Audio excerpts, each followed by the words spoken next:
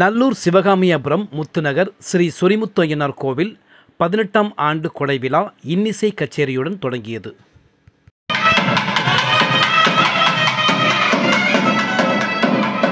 தென்காசி மாவட்டம் ஆலங்குளம் அருகே நல்லூர் சிவகாமியாபுரம் முத்துநகர் பெரியத்தம்பி நாடார் குடும்பத்திற்கு பாத்தியப்பட்ட ஸ்ரீ சொரிமுத்து ஐயனார் ஸ்ரீ முத்தாரம்மன் கோவில் 18ஆம் ஆண்டு கொடை விழா நேற்று 18ஆம் தேதி புதன்கிழமை தொடங்கியது. முதல் நாள் நிகழ்வாக சென்னை தமிழ்நாடு மின்சார வாரியம் உதவி பொறியாளர் தர்மலிங்கம், அமரதீபா ஆகியோர் ஏற்பாட்டில் நாஞ்சில் ராகவியின் ராகசுருதி இன்னிசை கச்சேரி நடைபெற்றது.